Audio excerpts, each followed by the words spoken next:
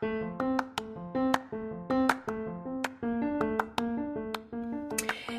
everybody, and welcome to season 2 of the All About Everest podcast. And I'm your host, Pauline Reynolds Nuttall.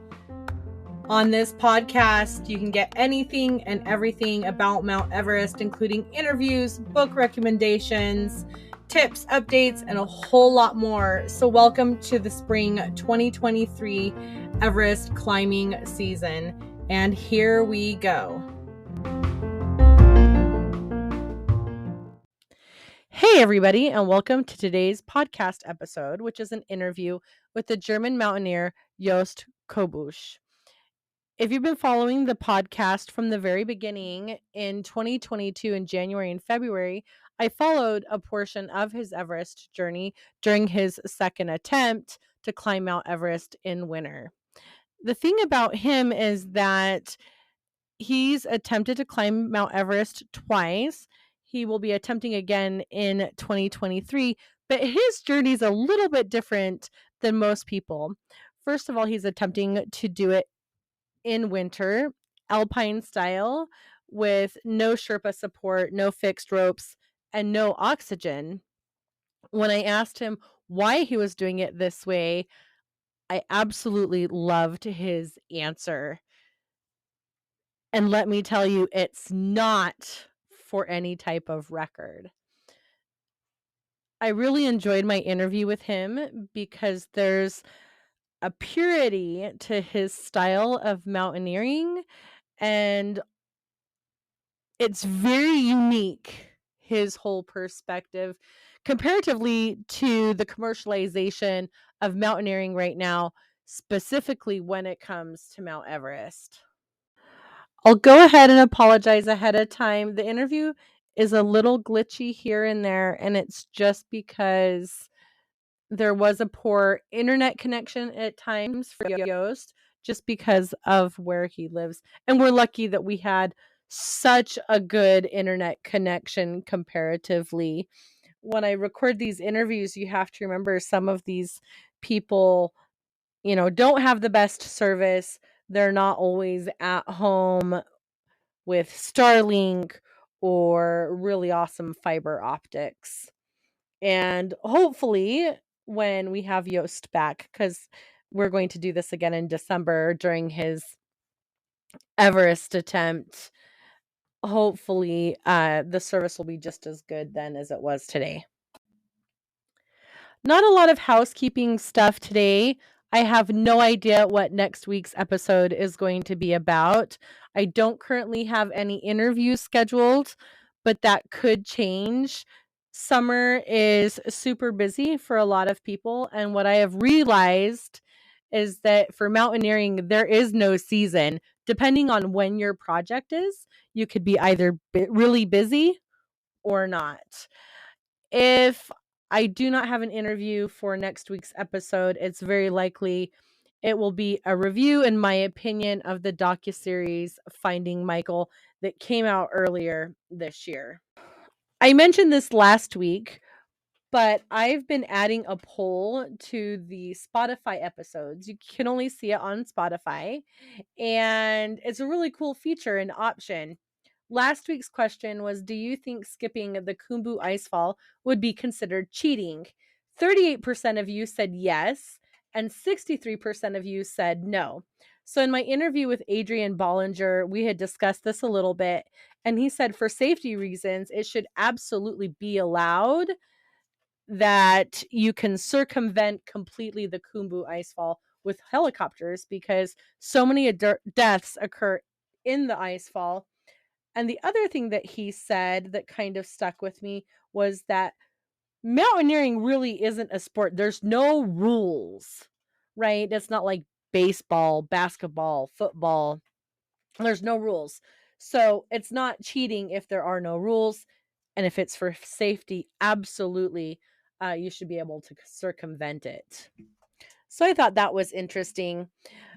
Today's question and poll, I want to do a map in my office, and I want to stick little push pins in it for everyone that I've talked to for the podcast, wherever they are in the world. So my question is, should it be the country that they originated from or the country that they're in when I talk to them? So let me know, especially if you listen to this on Spotify. You can also leave comments for me on Spotify regarding this episode if the poll is already closed and it's open for 7 days.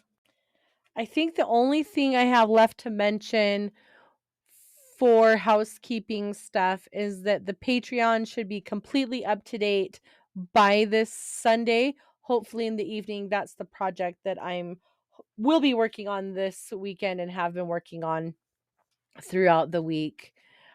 Be sure to check it out, and you will find the link in the comments. And that's it. Here we go for the rest of today's episode. I really hope that you guys enjoyed this interview. His take on mountaineering is fresh, especially with all of these young people out there, a lot of them that it just seems that all that they're looking for is not necessarily the art of mountaineering and the art of climbing Mount Everest. It's more of the fame and bragging rights when it comes to records.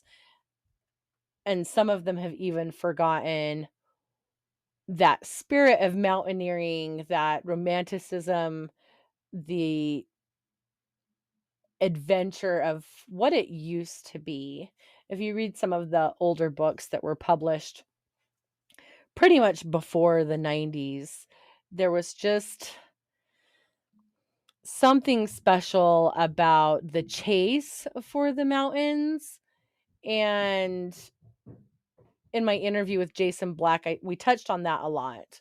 And so this interview with Jost, there's a feel of that. There's a feel of that rawness and that pureness of mountaineering that you don't really see anymore. So here we go for the rest of the episode. Before I get to the rest of the episode, thenomadic.com wants to offer our listeners 10% off with the code Everest at checkout. If you haven't heard me mention it before, I am a subscriber to the Nomadic subscription box. It's a monthly or quarterly subscription box for people who are outdoorsy, and it usually contains 3 to 5 different pieces of gear. Bigger gear, of course, for the quarterly box, smaller gear for the monthly box, as low as $29.99 per month. You can also purchase previous boxes or any of the gear when you go to their website. This month's box was summer barbecue. That was the theme, and it included a Foozy drink capsule can cooler, the Exploria stainless steel foldable grill, the Fossil snap fold flex cutting boards, the to-go wear bamboo utensil set, and the Desert Provisions camp salt tin, which was a mix of salt and Hatch green chilies. You can find a link in the podcast description. Hi, Jost, and welcome to the All About Everest podcast. Thank you for joining us today. Yeah, thanks for having me.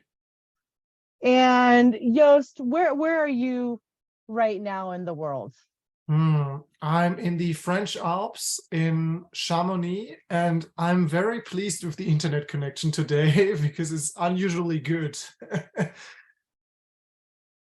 And Jost, how long have you been climbing? How did you get into mountaineering? Yeah, originally I'm from a very flat path of Germany, which right now is like 1,000 kilometers to the north. And when I was 12, I joined the local climbing group in my school, and that was in 6th grade. And then from there on, it really took off. And what is your style of mountaineering? It's a little bit different than what is more common right now. Okay, so because I grew up in an area where there are not so many mountaineers because there are no mountains, I always had a hard time finding good partners. Also, you have to know I come from a big family. I have 5 sisters.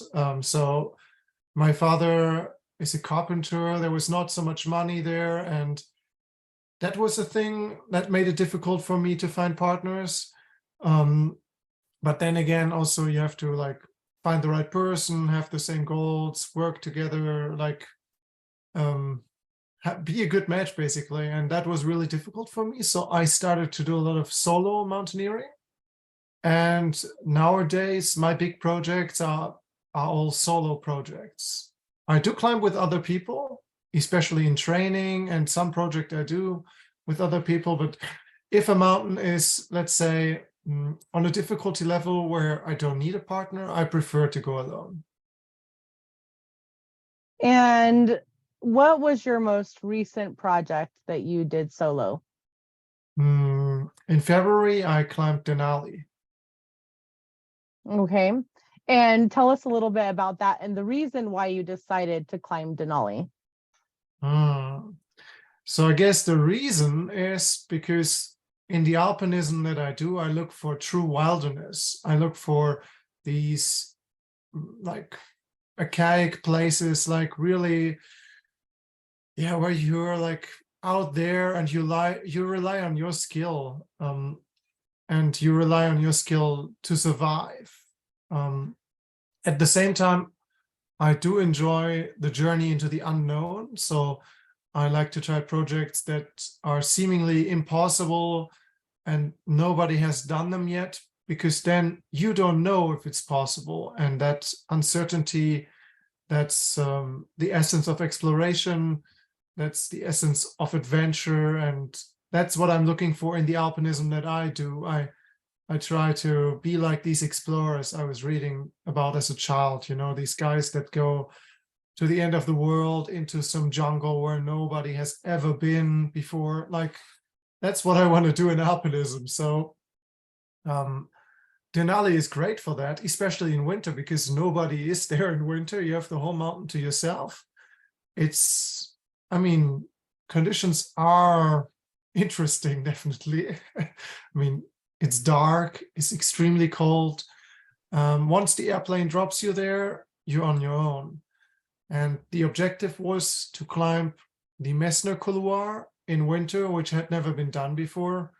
So that was what really was driving me. And you were successful, and you did it all by yourself, with or without oxygen? In these small mountains like Denali, I don't think people use oxygen. I think it would be crazy to use oxygen. So no, I didn't use any oxygen, any bottled oxygen. Of course, I was breathing, but that's it. So no team, no fixed rope, just you in the mountain. I do have a team. They just don't join me on the mountain. So like I perform solo, but back home I have a coach, I have a manager, I work with physiotherapists. And so there is a team. And for example, my girlfriend, she sent me weather reports via satellite. So there is some kind of support, but it's just on the mountain, I rely totally on my skills. We first heard about you in 2015 during right after the avalanche at EBC. Can you tell us a little bit about that? So after high school, I thought, okay, it would be cool to become a professional mountaineer, but let's be honest, that's kind of impossible. So be realistic, focus on something, you know, like maybe studying medicine, and then you could specialize in alpine medicine, like maybe do mountain rescue, to join some high altitude expeditions. You could make this your job and you could combine your passion. That was my path of thinking. And also I felt like my parents and my, I don't know, friends, my surrounding would approve of this path more than me just going somewhere with no money climbing mountains. And so I thought to myself, before I start this journey of studying medicine, I want to climb an 8,000 meter peak. And so I was on this journey to climb my first 8,000-meter peak. Like I first climbed a couple of other peaks, like I went to Kyrgyzstan, climbed to 6,000er there, went to Nepal, tried to climb an 8,000er, but basically realized I didn't have enough money. So climbed to 6,000er, saved up money, worked with my first partner sponsors. And then 2015, I finally managed to attempt my first 8,000-meter peak, which was Lhotse. It's like the little brother of Everest. It's the same base camp than Everest, but the peak is 8,500 meters tall. So it's a bit smaller, but way cheaper to climb. And so I ended up in Everest Base Camp in 2015.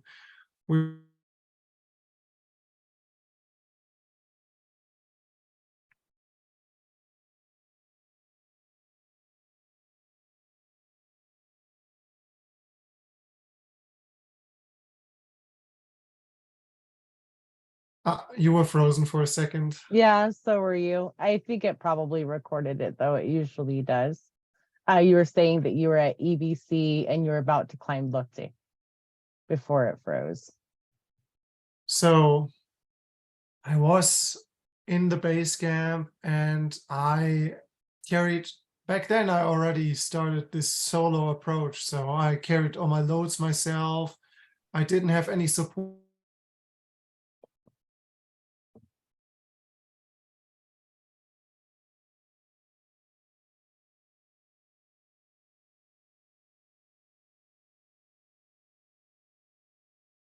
70% identical route than Everest. And I was sitting in the base camp, just having another breakfast. And I decided not to go up that day because it didn't feel right. I was still tired. And so slowly some friends came into the base camp and I had breakfast with them. You have to know, I shared my base camp with other people to reduce the cost. So there were also other people on the expedition. And slowly they arrived. And while we were talking about conditions and so on, what like mountaineers can talk endlessly about conditions. So suddenly the table started to move. And I still remember the first words of my friend Taro were earthquake. And I thought, okay, he's Japanese. He's probably experienced a lot of earthquakes in his life. So it must be an earthquake. But I mean, I had never experienced an earthquake. So I was super excited. I was like, yoo-hoo, an earthquake, cool. So I went outside the tent. I took out my iPhone. I filmed a bit. I was just like, this is amazing. You're like standing on the ground, but the ground is moving like you're on a little sailboat, and it's making all this noise, like as if you were inside a big truck engine and you have all this vibration and it's like roaring and it's echoing around you and it's really noisy. And I was looking towards Everest, but you couldn't see anything. It was like kind of cloudy, foggy. I guess because all the particles of snow like would be like shaken into the air or something. And suddenly I see these people in front of me and they run away. And I'm wondering, like, what are they running away from? And I turn around and there's this gigantic avalanche just like coming towards me. And yeah, it was really like a tsunami of ice. And your video that you took, it went viral because that was one of the only videos of the actual avalanche. Yeah, it just happened by chance because I was so excited to film the earthquake before.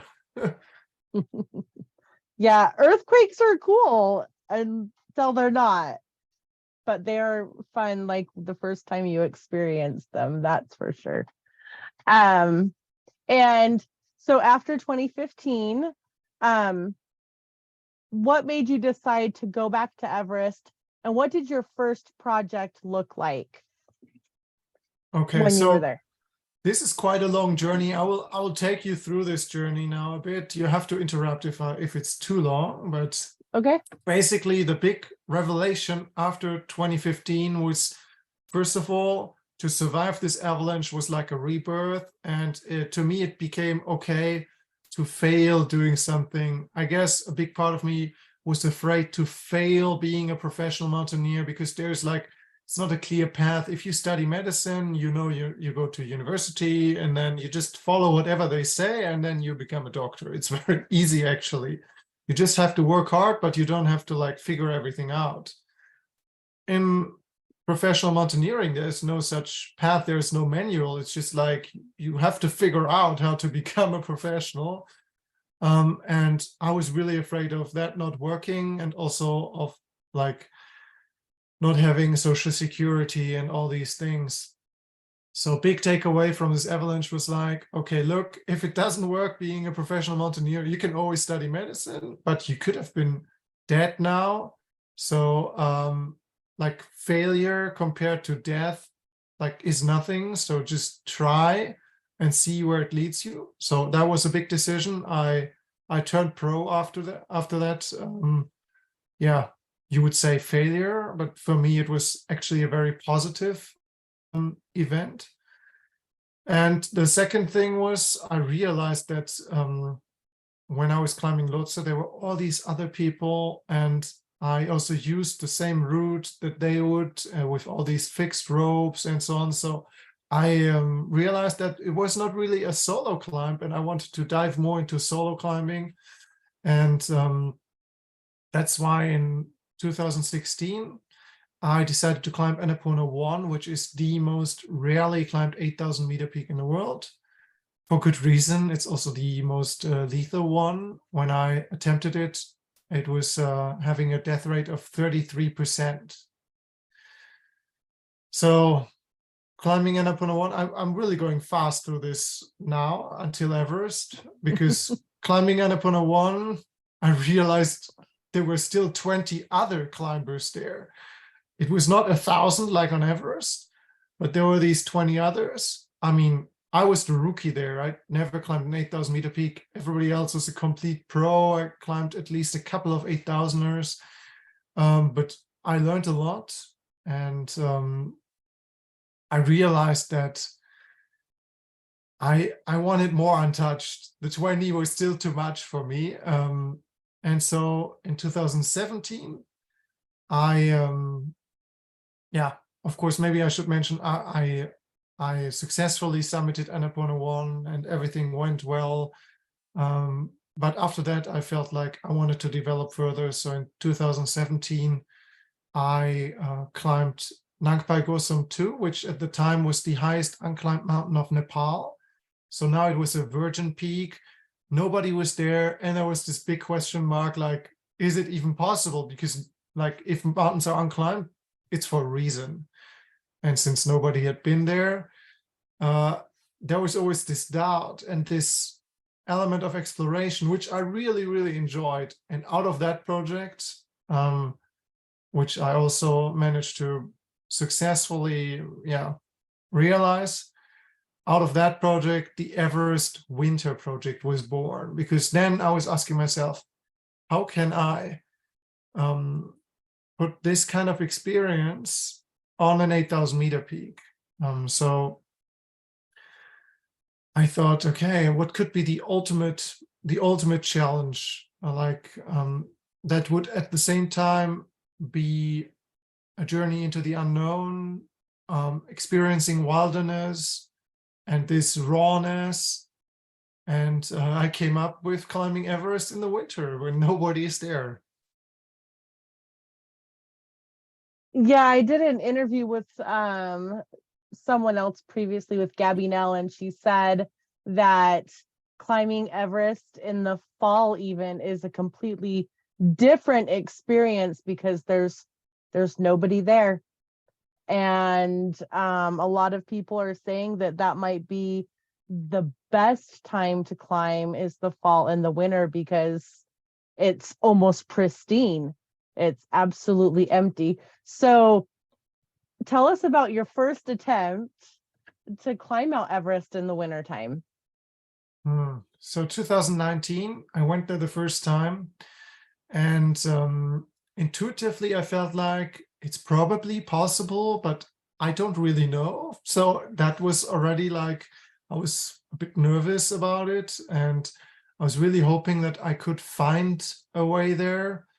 There was another German professional mountaineer, and we did like a TV documentary together before I left.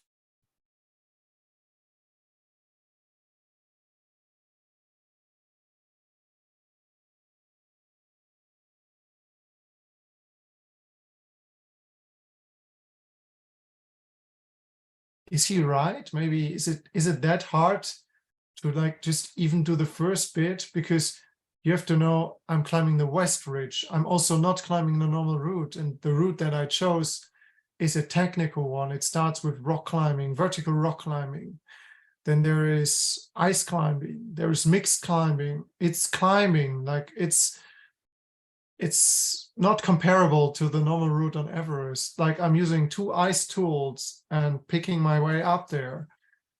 And I still remember there was a bit of doubt in my mind when I departed for that expedition. But I also feel like if you don't have this tiny bit of doubt, then probably the project is too easy. And on the when you're going through the West Ridge, you completely circumvent the Khumbu icefall. Is that correct? Yeah, exactly. So if you're in Everest Base Camp and you're looking up towards Everest, there is the icefall that would be like a probably straight ahead, but I'm turning really towards the left, towards Lola, which is a pass that leads towards Tibet. And so I'm climbing up there, and unimaginably, this was used like kind of centuries ago for people to travel, to go to Tibet, to like exchange goods. But now the glacier is gone, so it's a rocky face. There is some danger of ice and rock fall in there. It's not super stable. It's a pretty hostile environment. And on your first attempt, did you have any particular very scary experience that happened that you were almost like, I'm going to turn around, I'm making a mistake? A couple. So maybe we go through them in a particular order. So Well, I guess, chronologically. which one was the scariest on that first attempt? Okay, the scariest. The scariest was on the last day of the first attempt.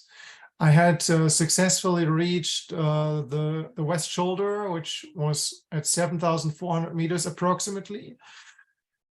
And now I'm descending. I'm tired.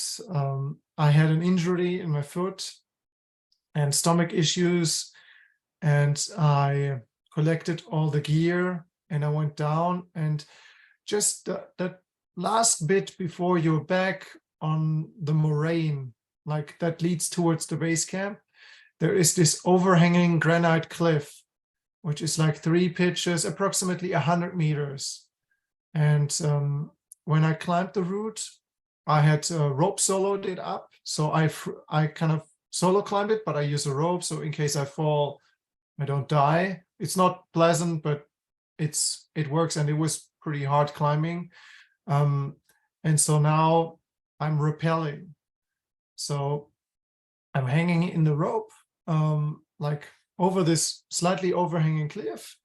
And I'm like in the air, I'm not touching the rock, but at some point later on, I would be coming to a little ledge and then change into a different rope and continue the rappel.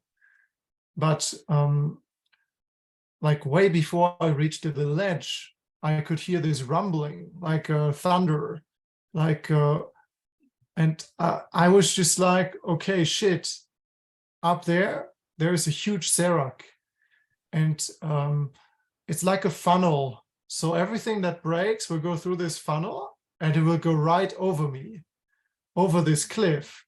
And I could already see this kind of cloud forming at the edge of the cliff over me, this kind of dust wave, this kind of pressure wave that's coming before the avalanche.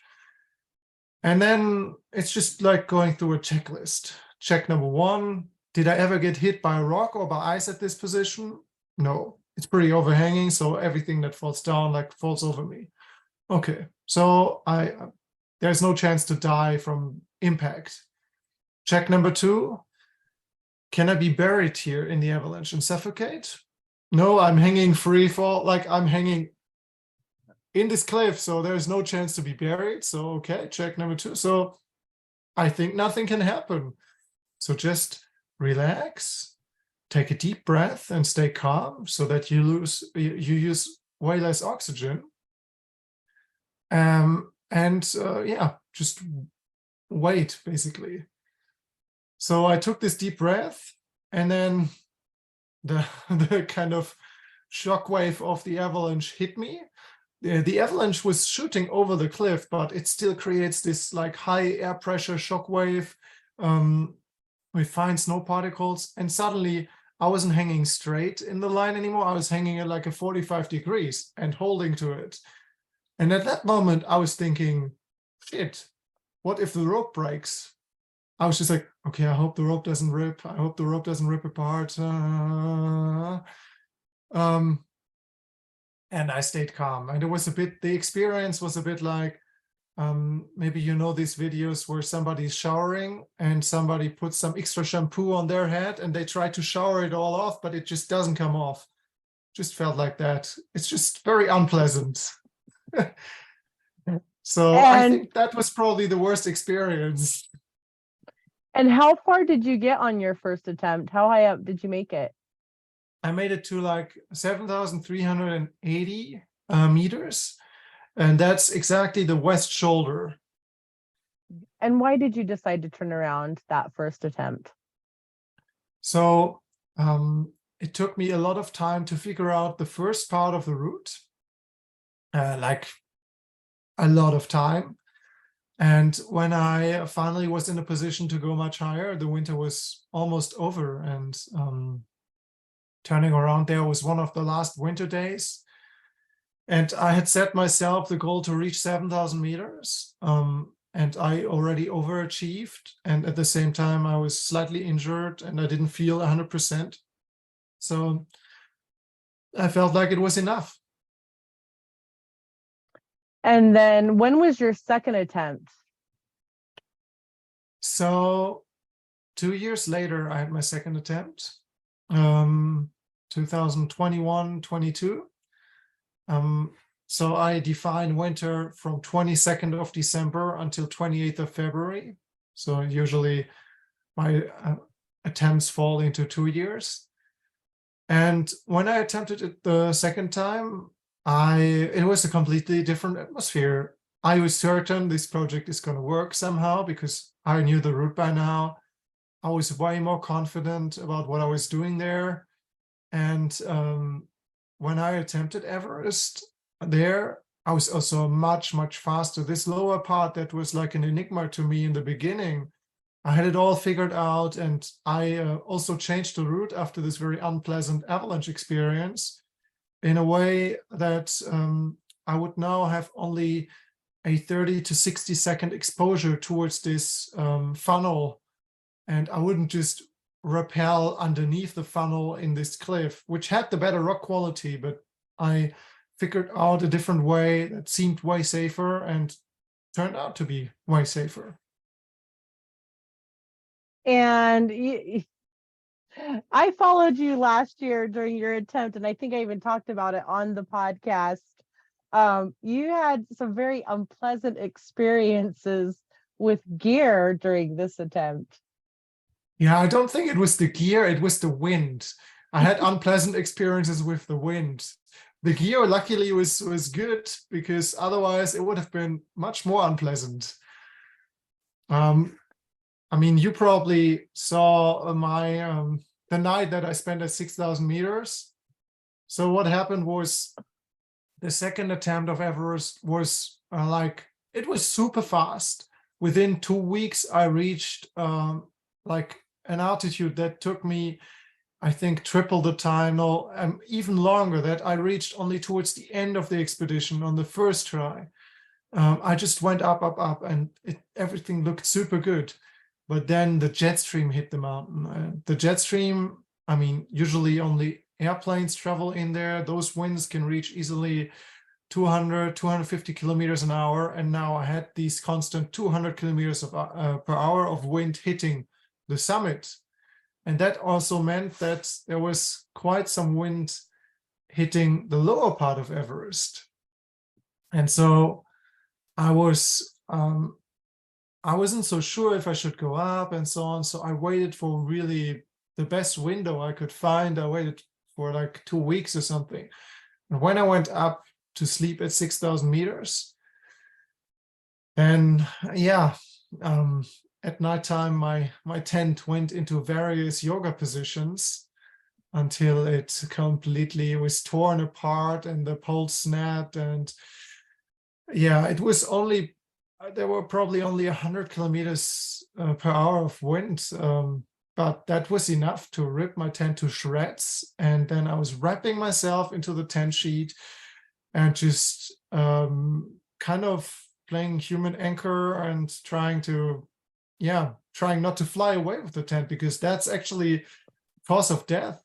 I didn't know this before, but I told this story afterwards to somebody from the Himalayan database, and they said, oh yeah, we have a few of these records where people are just blown off with their tent in a storm and they all died, kind of. And I was just like, yeah, I kind of knew that I didn't want to be blown off, but it's good that I didn't hear the stories before.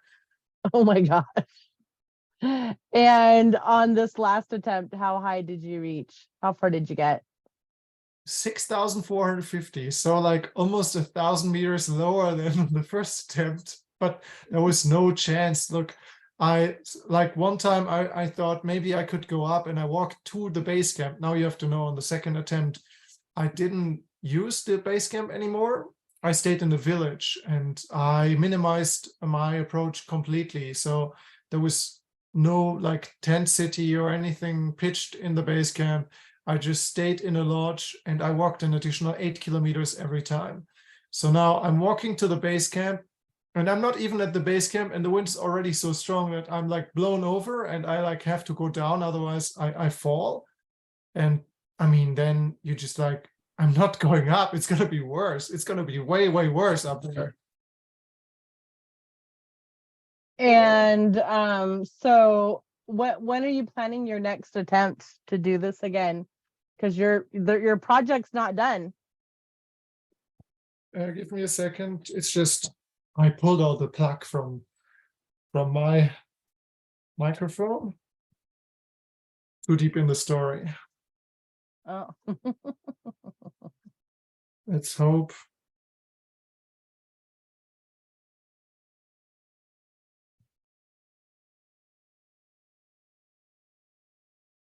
All right, so where were we? Oh, that you're getting blown over when you're heading back to the lodge. And then I asked you when you're going to try this again, because obviously your project's not done. Yeah, so surprise, I will try again end of this year. And what are some of the things that you're going to that you're thinking of changing in this next approach? So I developed a tent, and I had tested that prototype already during 2 winter Everests. And now I'm refining it and I'm producing more of these prototypes, and definitely going to use that tent more. So it's a construction that is designed for high wind speeds, still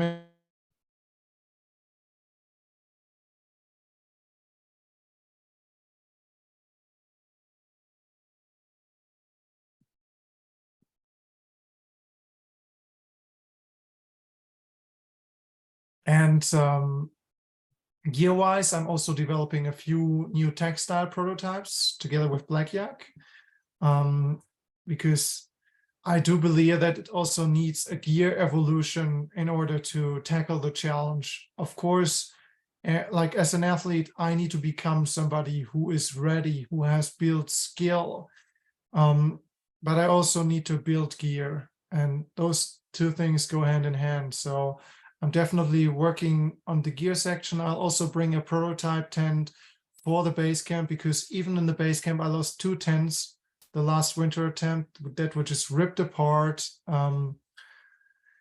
So gear-wise, that's definitely a change. But then tactical-wise, there is no big change. Like, I know the route now, and the last route that I chose worked pretty well. It's just gonna be about good weather, picking, like, not picking the right window, but maybe I don't believe in luck, but maybe in this case it's luck. Maybe it's just having a chance for a good weather window. Hopefully the winds won't be as crazy as they were last time. That is some pretty severe winds. That's absolutely, yeah. I mean, those winds are the limiting factor. It can be minus 60 degrees. If there is no wind, that could be a summit window.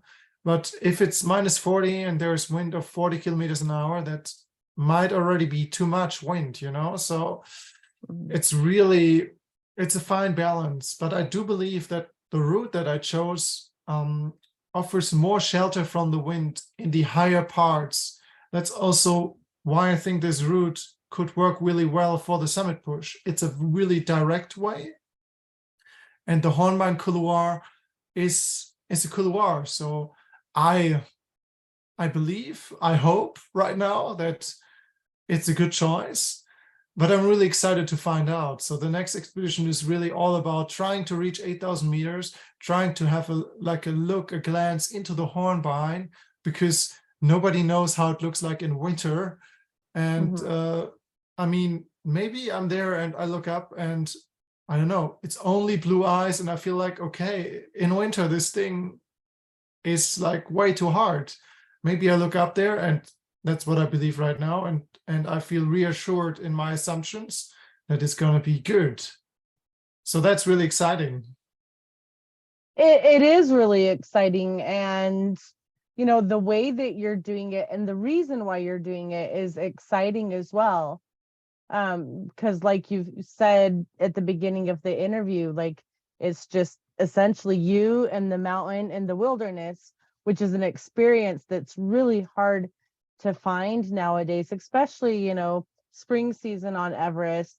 Doesn't matter what side you're on, there's so many people there, or some of the other mountains. And what does your family think about this, about your adventures? I feel like when I was growing up, they were like a bit skeptical. They were just like, why can't you play soccer like the normal kids do? But now I think they're proud. I think they more and more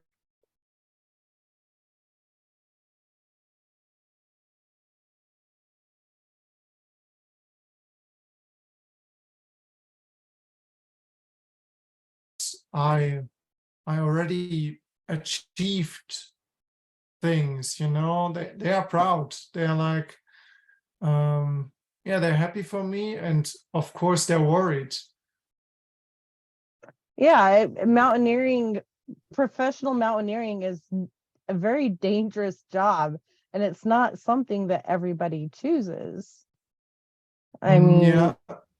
you know, Annapurna in itself is very dangerous, and we learned that this year with one of the fatalities, that, you know, you could have all the experience in the world, and yet with the wrong conditions or luck, right, not having enough luck sometimes, it can get pretty scary. So, Yeah. and besides Everest, do you have any other small, well, you just did Denali. Do you have any other projects that you're going to attempt before your Everest attempt in December? Climbing a lot here in Chamonix. I do follow a few like guidebooks. So, I mean, here in the French Alps, there is very steep and tall granite, beautiful routes. And there's a book published by Philippe Batou. He is a local mountain guide who is instructing mountain guides. very experienced, and he published this book, The 100 Most Beautiful Routes in Rock, Ice, and Snow here. And so whenever I can, I try to climb one of these routes. There are like some pretty hard routes in there. And then there's another book that I do follow, which is kind of, it was the Bible for extreme climbing, like in the 70s. It also has 100 routes all over the Alps. So it's just like trying to climb a few of these routes, then just climbing many 4,000 meter peaks here, paragliding off their summits, working on paragliding skills. These are really all personal achievements. And I do enjoy them a lot, but it's nothing worth moving. And last but not least, where can we find you online? So you can find me on Instagram. I have a website. Whenever I do big expeditions, the website has a newsroom, and there is a live tracking where you can follow the expedition. And the coming Everest expedition will have a 3D live tracking again, so you can follow the expedition 3D. It's a bit like Google Earth, but better. Jost, thank you so much for coming onto the podcast, and we wish you luck, and we will be following you this winter. Yeah, cool. Maybe we have another podcast from the base camp. We should do that for sure. Let's do it. Let's do it. All right. Until then, huh? Yep. And that's it for today's podcast episode. I really hope you enjoyed my interview with Jost. I know that I did, and I can't wait to re-interview him in December from EBC when he attempts to summit Mount Everest again. You can follow him online, Facebook, Instagram, and his live tracker. It's pretty cool to follow him and see where he's at on the mountain when he's on these expeditions. I followed him last year on his Everest expedition on his live tracking, and as well as Denali. And I will probably do it again when he makes his attempt at the end of this year. On his Facebook, he has some really cool videos of the tent that he mentioned, how it was flapping. And until he mentioned it, I didn't realize that people could actually like fly off of the mountain and die. That was an eye-opening moment for me. Until next week, climb your own climb.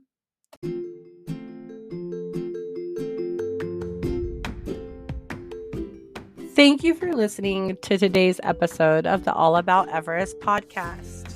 We would love it if you would rate, subscribe, and follow wherever you listen to your podcast. You can find us on social media at All About Everest Podcast or at Mama Bear Outdoors. You can support our podcast by subscribing to our Patreon or by buying us a coffee. Until next time.